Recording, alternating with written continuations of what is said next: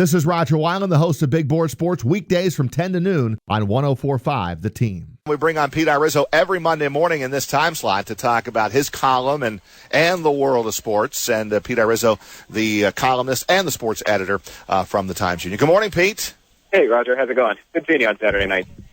I'm good, Pete. Thanks for a few minutes. Appreciate it. Yeah, it was good seeing you on Saturday night. It was a good game. You Albany, played well. And you wrote a column. It was funny because after the game was over, I was trying to think of a different angle for TV for my stand-up, a little stand-up that we do and send back to the station surrounded by some sound bites. That's TV lingo. But I was thinking, we've done the Elijah Banks, E.B. Token, Elijah Hanks, who's just been phenomenal, 180 on the ground and 3 more touchdowns, this past, or 4 touchdowns, which ties the school record. I was saying, what other angle do we have from this game? And to me, it was Nevin Sussman, because the week before, he was actually pulled from the game middle of the third quarter when things weren't going well for him.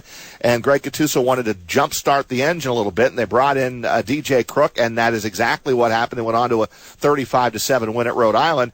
And I was wondering how that game and then coming back and starting on Saturday night, where his mind was going to be. He only threw 11 passes, but he completed a lot of them, and he threw 2 touchdown passes to Z. Roberson in the first half on really good throws. And that was the column that you wrote. You agree with me that Sussman coming out of that game was a storyline and got some confidence back in his game. Yeah, definitely. I mean, when you look at his line, like you said, he only threw 11 passes. It's not like he, you're not going to look at it as a line and say, wow, he set the world on fire. He threw for 400 yards. It wasn't so much that. It was, didn't turn the ball over, threw the ball with a lot of confidence. I thought there were a couple throws where you could certainly see why Greg Gattuso thinks so highly of him and why they've obviously looked at him as the guy who could help the program take the next step. The 2 touchdown passes he threw to Roberson both of them were just picture-perfect passes. And I thought Greg Gattuso mentioned this pass after the game, too, and it struck me at the time as well. I think it was on a 3rd and long when he hit Manville Lewis over the middle for about 20 yards. It looked like he threaded it through a couple of defensive backs. It was really a terrific throw. And I think it was moments like that where you could see why the coaching staff thinks he has a whole lot of potential. And of course, coaches will always say, the test of a kid's maturity is how he bounces back from a poor performance. And I thought Sussman did that really well on Saturday. Yeah, there was also a play in the fourth quarter, getting late, and then Holy Cross did get back in the game a little bit and got a big 31-7 lead down to 10. There was a 3rd down, and Zach, you remember this, 3rd and long, 3rd and 13 maybe, and we were in the booth trying to figure out what play, and maybe they're going to run the ball again, go back to Hanks again, and they actually threw the ball on a 3rd and 13, and Sussman made the completion, and who it went to escapes me. But Jordan Crockett. Right, there you go, Jordan Crockett down the left sideline, and that, to me, shows the confidence level that Greg has in Nevin Sussman. And Nevin, in that game, as that game went on, obviously his confidence level, grew. So that was an impressive throw in a big spot. They ended up scoring on that drive and kind of put. What were your overall impressions of this UAlbany team, Pete? I think it's the first time you've seen them play with anybody because we were on the road for the first 2 weeks of the season. What was your overall impressions of UA? Certainly the running back, E.B. Token Hanks, he's outstanding. The 40-yard touchdown in the first half, that the cutback move he made on that touchdown run looked like I was playing like Tecmo Super Bowl on Nintendo or something as a kid. The move he made there.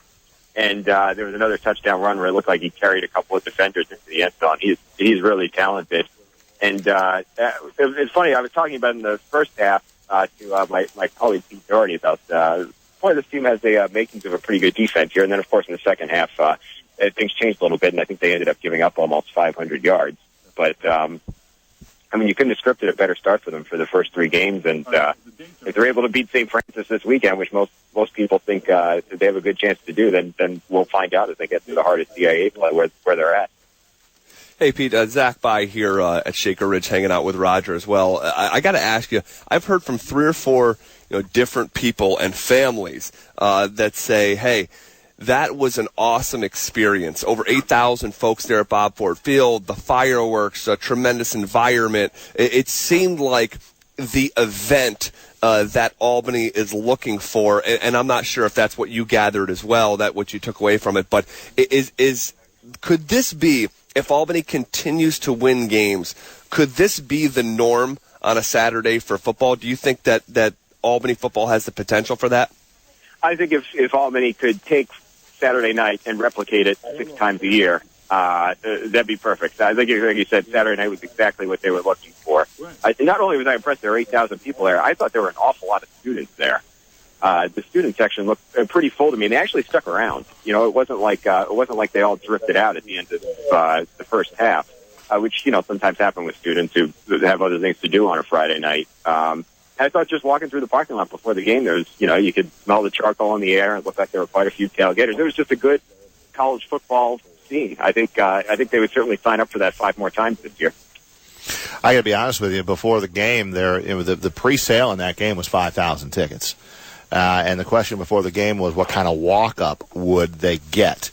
And typically if it's a nice night, and it was, that you get maybe 1,000, a little over 1,000 on just people who don't, just nothing else going on. It's a nice night. They know Albany is home. Hey, let's just take the family and go to the game. So I think that produced, an extra 1,000. So give it, 6,000 there maybe and change. But the difference, man, through marketing and sales handles the a lot of the promotions that go on there to get the students to a game. He said the difference was the students showed up. Yeah. I mean, that's the reason that I was shocked when I saw the 8,000 number, Pete. But the reason that it was 8,000 was because the students decided they're going to go to the game, and there's no reason that they went to the game and had a good time and Albany won that they wouldn't come back. And Charlie Volker fully expects those same students to come back and do the same thing against St. Francis of Pennsylvania on Saturday night. So we've talked forever, Pete, about if more students can go to these games and the basketball games as well,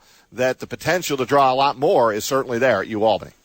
Yeah, I mean, it was great to see the students, because Zach and I talked about this before the game. I mean, it was a beautiful night. You got your football team playing its home opener. I mean, if you're a college student, why would you not go to the game?